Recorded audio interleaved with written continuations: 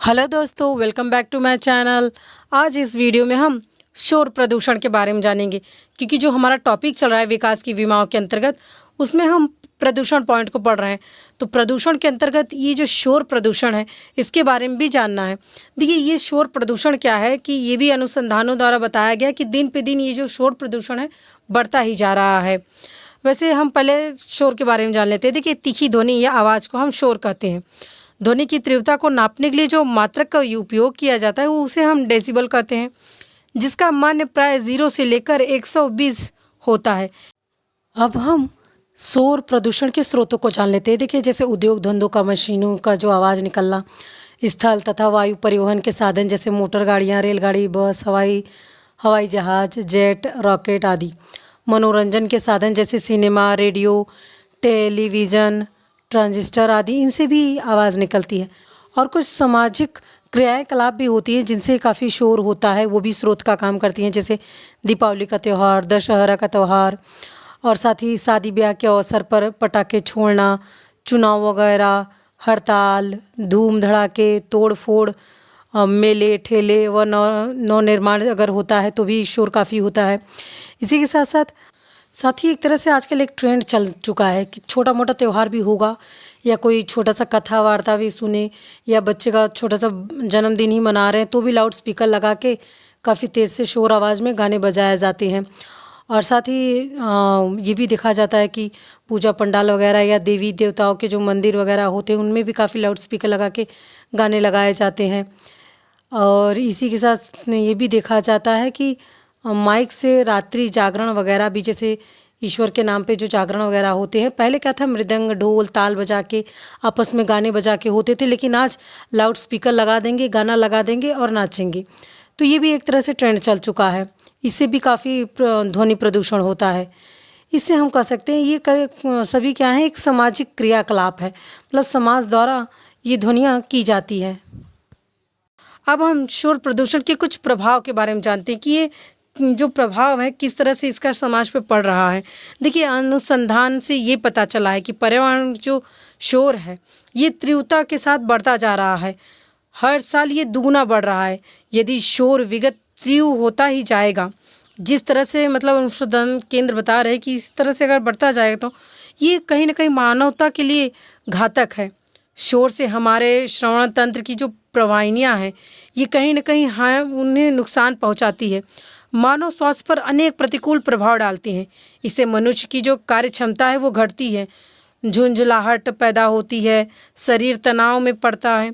शोर से कानों के अलावा मस्तिष्क के जो केंद्रीय तंत्रिका है, ये भी प्रभावित होती है। यहाँ तक कि जो आमाशय है, ये भी प्रभावित होती है। वैज्ञानिकों के अनुसंधान से ये निष्कर्ष निकला है कि 85 डेसिबल से ऊपर की जो ध्वनि है, इसके प्रभाव से लंबे समय तक अगर कोई व्यक्ति रहता है तो उसे नाना प्रकार के रोग होते हैं। 120 डेसिबी की ध्वनि से अधिक तीव्र शोर जो गर्भवती महिला है, उनके शिशुओं पर प्रतिकूल प्रभाव डालता है। बहरेपन के अलावा शोर से हृदय रोग, घबराहट जैसे रोग होते हैं। अधिकांश राष्ट्रों ने शोर की जो अधिकता है इसे सीमित कर 75 से 85 डेसिबल के तक मतलब निर्धारित किया है कि आप इतना ही शोर कर सकते हैं। अब हम शोर प्रदूषण के जो नियंत्रण के जो उपाय बताए हैं, उन्हें हम थोड़ा देख लेते हैं। देखिए, शोर को मूल जो स्रोत है, इसके रोकथाम के लिए सीधा या सरल उपाय जिसके लिए दिया गया है, वो ज़्यादातर इलेक्ट्रॉनिक चीज़ों के लिए है, जिनमें सबसे पहला है कि जो खटारा गाड़ियाँ वगैरह होती हैं, ट्रक आदि, इनके आवासीय क्षेत्रों से निकलने पर रोक लगाया जाना चाहिए। यानी कि जहाँ पे लोग ज़्यादा आवास में रहते हैं, वहाँ से इन ट्रकों को न गुजरे, ऐसा ध्यान देना चाहिए। मोटर वाहनों से बहुत ध्वनि जो निकालते हैं, जो हॉर्न बजाते हैं, उन पे रोक लगाना चाहिए कि ज़्यादा ध्वनि ना बजाए।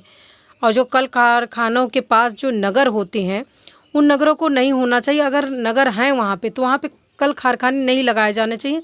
नगरों से दूर होने चाहिए कल कारखाने। और साथ ही विमानों की विशेष ढाल पर उतार या चढ़ाव अगर पड़ता है तो उस पर ध्यान दिया जाना चाहिए। इससे क्या होता है कि जो आवाज़ है, इसे कम किया जा सकता है, क्योंकि जो विमानों की चढ़ाई है और जो नीचे जब वो उतरते हैं, उस समय अगर ढलान उतार चढ़ाव अगर सही रहता है तो आवाज़ कम होता है। साथ ही समाज में दिखावे की जो प्रवृत्ति अब चल गई है उसे भी कम होना चाहिए, जो कि जिसमें सबसे ज़्यादा फेमस हम कह सकते हैं लाउड स्पीकर। और इसके लिए मैं ग्राम समाज में रहती हूँ दोस्तों, ये तो समाज शास्त्रियों द्वारा इसमें बताया गया है ये उपाय। मैं देख रही हूँ, आप विश्वास नहीं करेंगे, जैसे कि अब नवरात्रि का समय चल रहा है तो एक ही दिन में करीबन 3-4 लोग, मतलब आसपास में ही समझिए, ज़्यादा दूर भी नहीं, एक ही गांव में करीबन 4-5 लोग दुर्गा जी को बैठाए हैं, लाउड स्पीकर लगाए हैं और दिन भर चला रहे हैं। ये कहीं ना कहीं एक कष्टप्रद होता है कि आप दिन रात, जबकि हमारी संस्कृति ऐसी नहीं है। हमारी संस्कृति में गाना बजाना आज से नहीं, बहुत पहले से ही है, लेकिन ये लाउड स्पीकर जो पद्धति है और जो आधुनिकता द्वारा केवल दिन भर गाना बजते रहे, खुद न गा रहे हैं, न ढोल बजा रहे हैं, न नगाड़े। जबकि हमारी संस्कृति कहती है कि खुद गाना, ढोल बजाना, नगाड़े बजाना, नाचना, ये चलन है, ऐसे जागरण करना है। लेकिन लाउड स्पीकर वगैरह लगाना ये नहीं है। फिर भी आज जो ये कह सकते हैं हम, जो ये दिखावे की प्रवृत्ति चल दी है, ये बड़े तेज़ी से चल रही है। दिखावे के चलते आजकल लोग ये कर रहे हैं, ये नहीं होना चाहिए। इसी तरह से रेडियो धर्मी प्रदूषण भी होते हैं। देखिए, आज अधिकांश विकसित देशों ने परमाणु शक्ति प्राप्त कर ली है। विकासशील देश इस शक्ति को हासिल करने में जो और अभी जुटे भी ये हुए हैं। कभी तो हम देखते हैं कि रेगिस्तान या समुद्र के तल विस्फोटक किए जाते हैं, क्योंकि कहीं ना कहीं परमाणु जो परीक्षण है वो बराबर किया जा रहा है। परमाणु बम की हम कह सकते हैं कि आज तो मनुष्य ने हाइड्रोजन बम, न्यूट्रॉन बम, लेसर बम आदि अनेक महाप्रलयकारी विस्फोटक बना लिए हैं, जिससे सारी सभ्यता का विनाश भी किया जा सकता है। कभी कभार जो देश है इन बमों को बनाते हैं, इनका परीक्षण करते हैं, तो इन विस्फोटकों के प्रयास से कह सकते हैं काफ़ी भीषण जो विस्फोटक होते हैं, इससे रेडियो धर्मी प्रदूषण उत्पन्न होता है। एक्चुअली होता क्या है, चाहे परीक्षण के लिए हो या युद्ध के लिए, इन विस्फोटकों में से जो हम कह सकते हैं अल्फा, बीटा, गामा आदि अनेक हानिकारक विकिरण निकलते हैं, जो एक पीढ़ी को प्रभावित करने या फिर उसी मतलब कई पीढ़ियों को वो प्रभावित कर सकते हैं। यानी एक पीढ़ी से लेके 1, 2, 3 पीढ़ी तक अगर कहीं पे इनका प्रयोग किया जाए तो प्रभावित करते हैं। ये किरणें पौधों तथा जानवरों में होकर भी जो शरीर है उसमें नुकसान पहुंचाते हैं। ये इतने खतरनाक होते हैं। इस प्रकार हमारे लिए ये दोहरा घातक प्रभाव डालती है।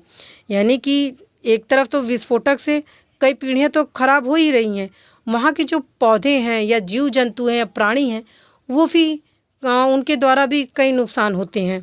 यहाँ तक कि ये भी देखा गया है कि कई पौधे और कई जो जानवर हैं वो भी ख़त्म हो जाते हैं। बमों के परीक्षणों, विस्फोटक और परमाणु रिएक्टरों की जो प्रक्रिया है, इनके कारण वायुमंडल में रेडियो सक्रिय तत्व की मात्रा दिन प्रतिदिन बढ़ती जा रही है।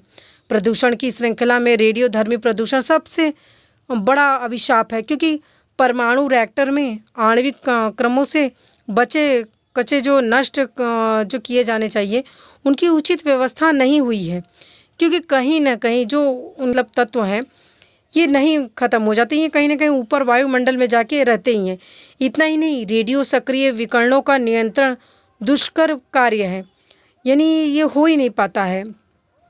अन्य प्रदूषणों को नियंत्रित करने के अनेक उपाय सुझाए गए हैं, लेकिन रेडियो धर्मी प्रदूषण को कम करने का केवल एक ही तरीका है, परमाणु ऊर्जा जो होड़ है संसार में, इसे समाप्त किया जाए। यदि परमाणु ऊर्जा का प्रयोग निरंतर चलता रहे तो इसे कम करना मुश्किल होगा।